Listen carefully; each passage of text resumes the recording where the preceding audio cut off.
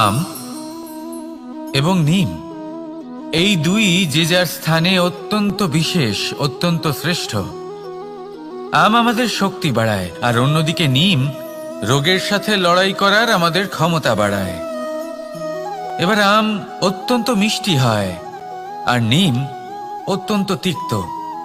তাই এই কারণে কি নিমের নিরাশ হওয়া উচিত বা নিজেকে ঘৃণা করা উচিত? তার স্বাদ তিক্ত?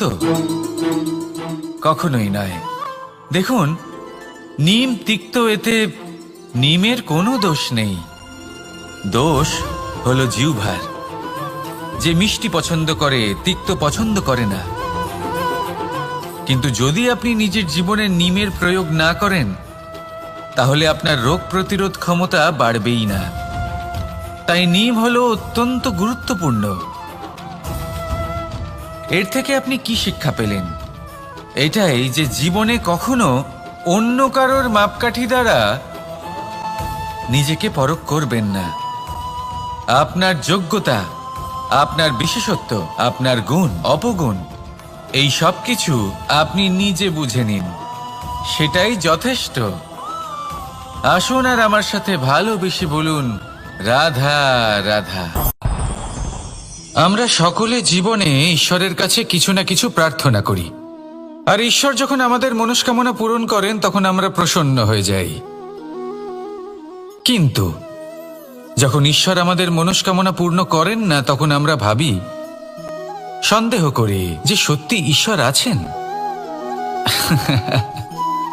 আপনাকে একটা কথা বলি, আপনি যদি ঈশ্বরের সম্মুখে নিজের ইচ্ছে বা মনস্কামনা রাখেন আর ঈশ্বর তা পূরণ করেন, তার অর্থ হলো ঈশ্বর এটা জানেন যে আপনার তার প্রয়োজন রয়েছে। কিন্তু যদি আপনি কামনা করেন আর তা পূর্ণ না হয়, তাহলে শুধু এটা মনে রাখবেন যে ঈশ্বর সেই সব দেখতে পান যা আপনি দেখতে পাচ্ছেন না। দ্বিতীয় কারণ হলো এটা, ঈশ্বর এটা খুব ভালো করে জানেন যে যে ইচ্ছে আপনি রাখছেন, সেই ইচ্ছে আপনি নিজে নিজের জোরে পূর্ণ করতে পারেন। তাই যদি আপনার ইচ্ছে ঈশ্বর পূর্ণ করেন, তাকে ধন্যবাদ জানান। আর যদি উনি আপনার ইচ্ছে পূর্ণ না করেন, তাহলে আরো ধন্যবাদ জানান। কারণ হয় উনি আপনার মঙ্গল চাইছেন, বা উনি আপনাকে ততটাই যোগ্য বলে মনে করছেন যে আপনি নিজেই নিজের ইচ্ছে, নিজের স্বপ্ন পূরণ করতে পারবেন। নিজের কর্ম করতে থাকুন, জীবনের সামনে এগোতে থাকুন, আর আমার সাথে ভালোবেসে বলুন, রাধা রাধা। একটা গাই আর একটা বাছুরের মধ্যে কেমন সম্পর্ক থাকে?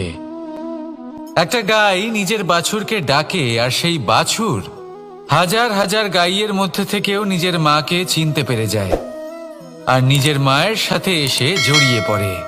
আর কিছুটা ঠিক এরকমই সম্পর্ক হলো আপনার কর্ম এবং আপনার কর্মফলের মধ্যে। আপনি যেমন কর্ম করবেন, আপনার কর্ম আপনার কর্মফলকে ডাক দেবে, আর আপনার কর্মফল কোথাও না কোথাও থেকে আপনাকে খুঁজতে খুঁজতে এসে আপনার সাথে জড়িয়ে পড়বে। তাই উচিত এটাই হবে যে আপনি সৎকর্ম করুন, কারণ ঈশ্বর যদি আপনাকে আপনার ভুলের জন্য ক্ষমা করেও দেন, আপনার কর্ম কিন্তু করবে না। তাই যদি আপনি দুষ্কর্ম করতে চলেছেন, তাহলে আপনি প্রস্তুত থাকুন, আর যদি আপনি শুভ কর্ম করতে চলেছেন, তাহলেও আপনি প্রস্তুত থাকুন। আপনার কর্ম যেমন হবে তেমন ফল আপনার কাছে নিজে থেকেই চলে আসবে। আজ না হোক কাল, কাল না হোক অন্য কোনো সময়, অবশ্যই আসবে। আসুন আমার সাথে ভালোবেসে বলুন, রাধা রাধা। কোনো বাড়িতে, কোনো পরিবারে যখন কারোর জন্ম হয়, তখন তা কত সুখের মুহূর্ত হয়। সেই ছোট্ট সন্তান যখন কিছুটা বড় হয়, সে হাঁটার চেষ্টা করে, আর সেই প্রক্রিয়াতেও খুব বড় একটা শিক্ষা লুকিয়ে রয়েছে, ঠেলে দেওয়া। যখন আপনি হাঁটতে চান, সামনে এগোতে চান, তখন আপনি কি করেন? নিজের পায়ের তলার যে মাটি, তাকে আপনি পেছনে ঠেলে দেন। ব্যাস, এই একই জিনিস তো জীবনেও শিখতে হবে। এবার যদি আপনি জ্ঞানের পথে অগ্রসর হতে চান, তাহলে অজ্ঞানতাকে পেছনে সরিয়ে দিতে হবে। যদি আপনি প্রকাশের দিকে এগোতে চান, তাহলে অন্ধকারকে পেছনে সরিয়ে দিতে হবে। যদি আপনি ভবিষ্যতে সফল হতে চান, তাহলে অতীতের যে অসফলতাগুলিকে পেছনে সরিয়ে দিতে হবে। যে জল বইতে বইতে থেমে যায় তাকে আমরা নালা বলে থাকি, তার থেকে দুর্গন্ধ বের হয়। কিন্তু যে জল বইতেই থাকে তাকেই আমরা পবিত্র জল বলি। তাহলে আপনিও কর্ম করতে থাকুন, কখনো থামবেন না। আর আমার সাথে ভালোবেসে বলুন, রাধা রাধা। যোগাসন। যোগাসনে আসন অত্যন্ত গুরুত্বপূর্ণ। এবার আমি বলবো সবথেকে শ্রেষ্ঠ আসন কোনটি। আশ্বাস। নিজেকে আশ্বস্ত করতে থাকুন যে আমি আছি, সব ঠিক হবে, যা হচ্ছে ভালোর জন্য হচ্ছে। এই আশ্বাস আপনাকে জীবনে এমন ধনাত্মক বিশ্বাস দেবে যে আপনি বড় বড় সমস্যার সমাধান করতে পারবেন। এবার যদি কথা বলি সবথেকে কঠিন সময়ের, তাহলে সেটা হলো বিচ্ছেদের। যা মা সীতাকে সহ্য করতে হয়েছে শ্রী রামের জন্য, রাধা কৃষ্ণকেও সহ্য করতে হয়েছে। যে ব্যক্তি বিচ্ছেদের সময় সঠিক পথে চলে এসেছে সে জীবনে অনেক শ্রেষ্ঠ স্থানে অবশ্যই পৌঁছতে পারবে। এবার যদি কথা বলি সবথেকে জরুরি এবং গুরুত্বপূর্ণ সময়ের, তাহলে সেটা হলো সংযোগ। সকলকে সাহায্য করতে থাকুন। আপনি অন্যদের সাহায্য করে তাদের যত আনন্দ দিতে পারবেন ততটাই আনন্দ আপনারও জীবনে অবশ্যই আসবে। আসুন আর আমার সাথে ভালোবেসে বলুন, রাধা রাধা। কামবোধ, এটাই আপনার অন্তরের প্রথম শত্রু। বেশিরভাগ মানুষই কামবোধ বলতে লালসা বোঝেন, কিন্তু এটা সম্পূর্ণ সত্য নয়। কামের আসল অর্থ হলো কামনা। এটা খুবই সহজ ব্যাপার। মনুষ্য শরীর থাকলে, মানুষের মন থাকলে এই কামনা অবশ্যই থাকবে। এবার এটাই দেখতে হবে যে এই কামনা নেতিবাচক কামনা নাকি ইতিবাচক কামনা। অন্য কারোর জিনিসে নজর দেওয়া, অন্য কোনো মানুষের উপর নজর দেওয়া, কোনো অনুচিত বস্তুর দিকে নজর দেওয়া, এই নেতিবাচক কামনা। আর এই দুষ্কামনা মানুষকে দিয়ে অপকর্ম করাবেই করাবে। তাই মনে রাখবেন, যে ব্যক্তি নিজের কামনাকে নিয়ন্ত্রণে রাখতে পারেন তিনি সঠিক পথেও থাকেন, সঠিক লক্ষ্যে পৌঁছতেও পারেন। যিনি কামনা নিয়ন্ত্রণে রাখতে পারেন না তিনি তার পথও হারিয়ে ফেলেন এবং লক্ষ্যচ্যুতও হন। তাই মনে রাখবেন, নিজের কামনাগুলিকে নিয়ন্ত্রণে রাখুন। কাম নামক এই শত্রুর ওপর বিজয় লাভ করুন। আর আমার সাথে ভালোবেসে বলুন, রাধা রাধা। আমাদের জীবনে দুই ধরনের সম্পত্তি হয়ে থাকে। এক হলো ভৌতিক সম্পত্তি, এক হলো জৈবিক সম্পত্তি। অর্থ, সম্পদ, সুবিধে, খাদ্য, এইসব ভৌতিক সম্পত্তির মধ্যে পড়ে।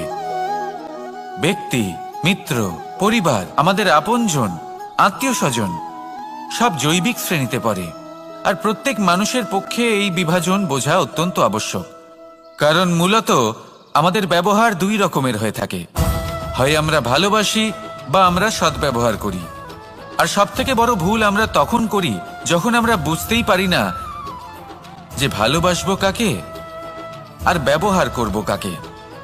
আমরা ভৌতিক সম্পত্তি ভালোবেসে ফেলি আর ব্যবহার করি জৈবিক সম্পত্তিকে, যেখানে এটা অনুচিত।